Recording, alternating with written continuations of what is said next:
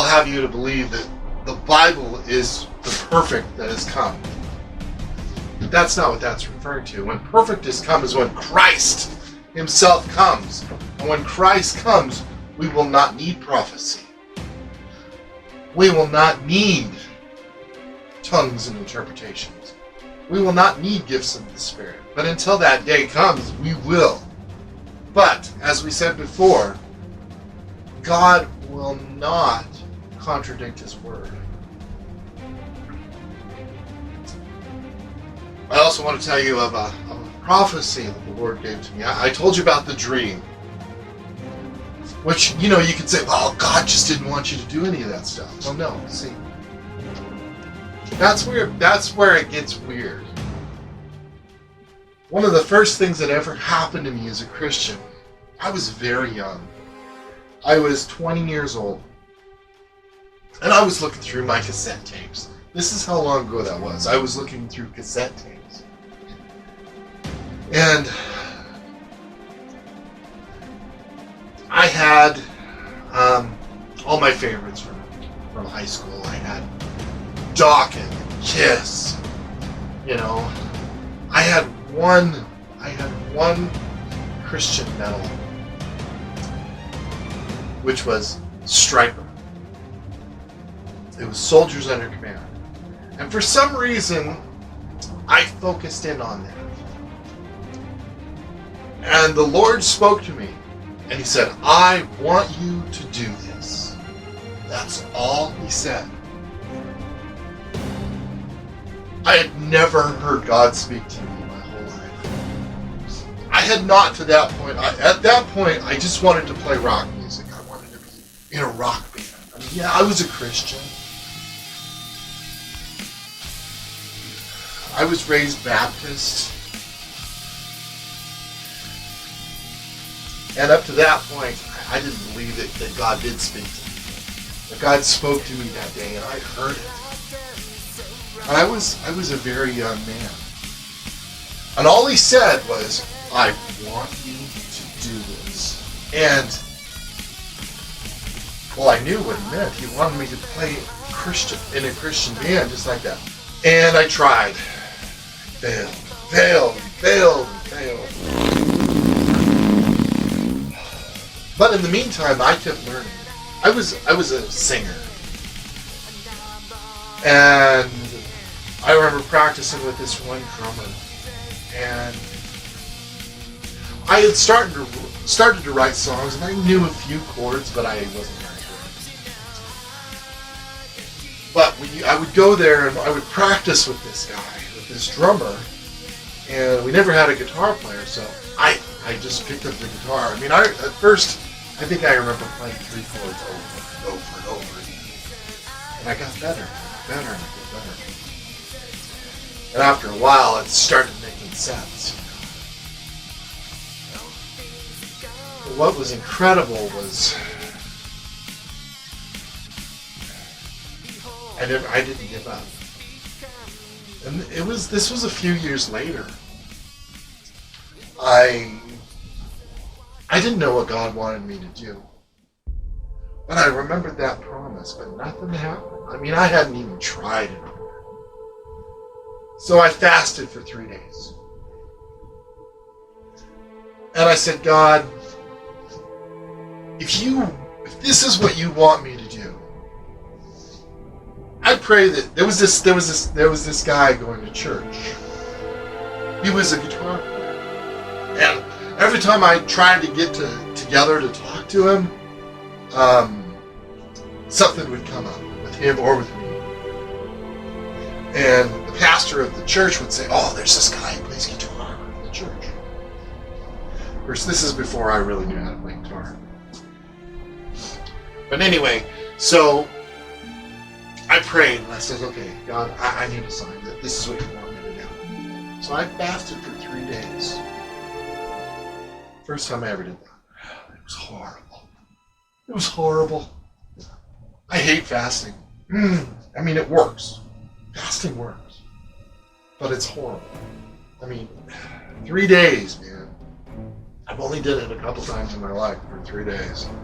But it works. God has always answered me when I did a 3-day fast.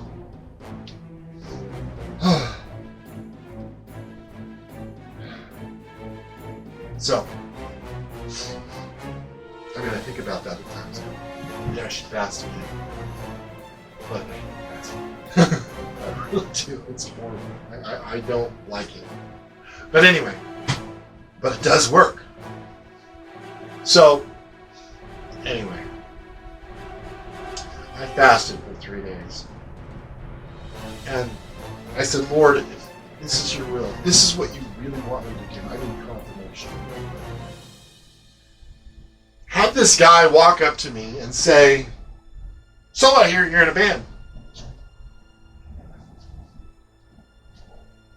I fasted and I fasted.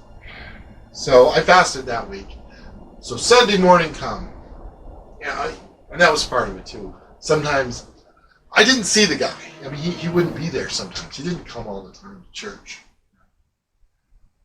I was actually growing in the church. I had become the youth leader, and I was wanting to be a pastor. And I thought, oh, this is what I'll do. I'm not going to do music. I'm not going to do music. I'm going to be a pastor. I don't want to be a pastor.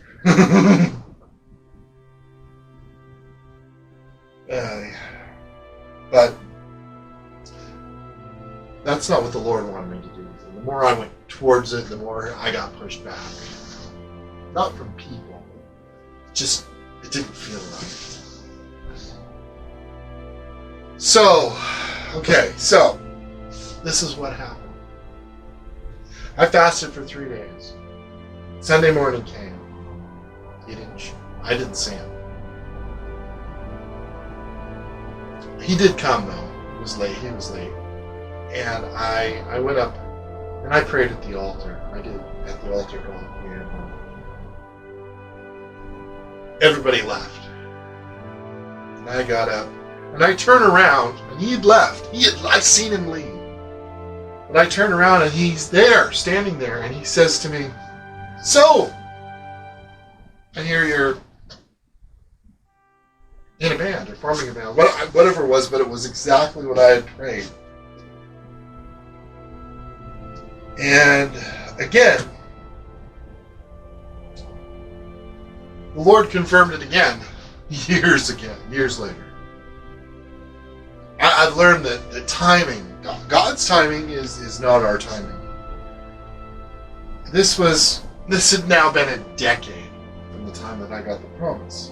So, I was still trying to do this. And actually, I've been married, I was now divorced. I was married for 10 years. I was married for a decade. My kids were now, they were little kids.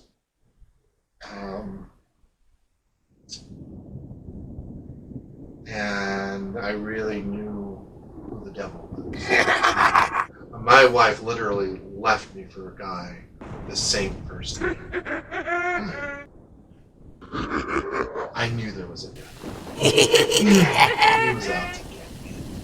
Okay. Why though? I don't know. And so I got divorced. Not that I wanted to. I didn't. She did. So I ultimately said, okay. So, I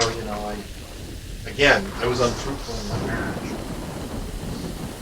Unfruitful after that. I've been engaged a lot of times. And usually it's just like, God, what do you want me to do? I had a time after my divorce that I was so angry with the Lord. I was so angry with the Lord. I remember praying and shouting at God. God's pretty awesome. Because God knows He knows where you're at. I didn't hate God. I was hurting.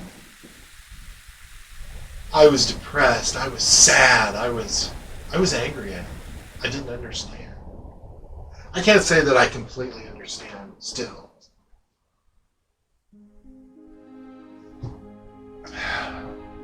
But again, I went to church, and Here's a picture. My hair was all bleached out. I had a dangly earring, and I was wearing a purple shirt. I remember that day very clearly. I went to the State Line Church, and they had an evangelist there one Sunday. And I thought, oh, okay, that's cool. And the evangelist, I mean, right away, man, I was the first one. First, I thought I was being picked on. I thought, okay, all right. He's looking at the break here and going, okay. Because he goes, you with the blonde hair. I'll never forget that. I can remember what he said word for word. He said, you've been punished. And he paused. And I felt my heart drop. You've been punished. Unjustly. God has made you a promise. And he is about to make it come to pass. Well, he did make me a promise. He said, I want you to do this. And then, it'd been a decade. It'd been about 12 years. And so I was going, but things looked like they were happening. Things started to happen. They really did. And I recorded a demo, and I got in really good with the guy, and we ended up doing a whole album. And in the studio, the guy was a Christian. The guy that owned the studio, he was a Christian, and you could feel the Spirit of God in there. And my music was.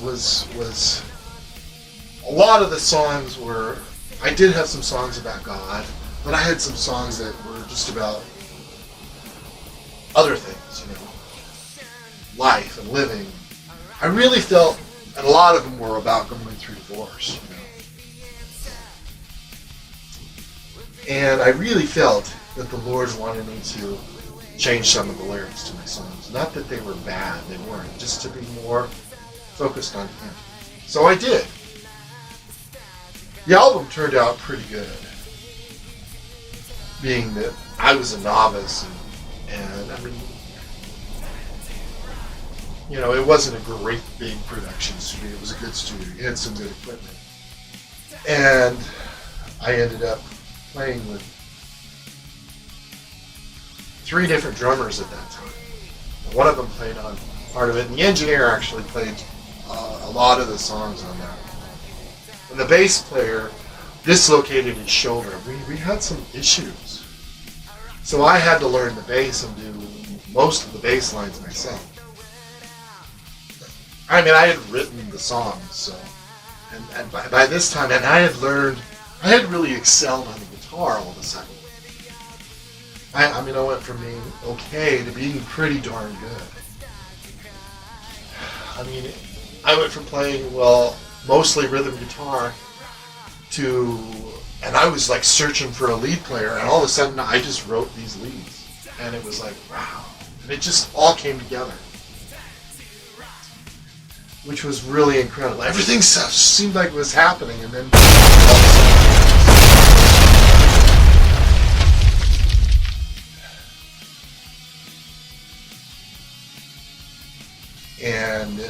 it didn't make any sense. And then there was another resurgence several years later, where we recorded another album. And God was there too with this album. The album turned out great.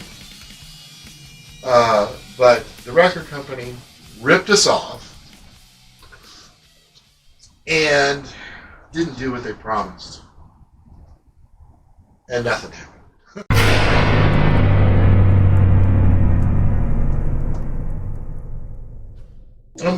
We had another chance. This is another resurgence to do a Christmas album. So I've done the album. I've been in the studio. I wanted to go on tour, but it's never quite happened. I love playing live. I love,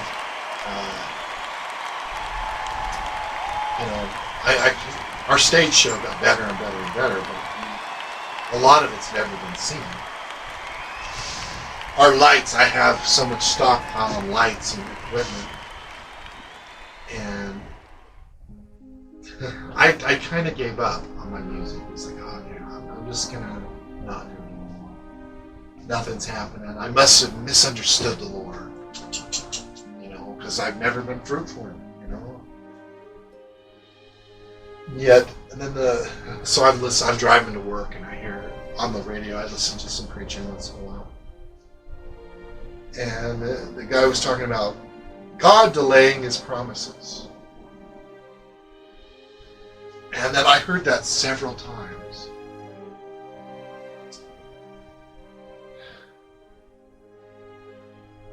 So I'm believing in the Lord. I'm trusting in God. It'll happen.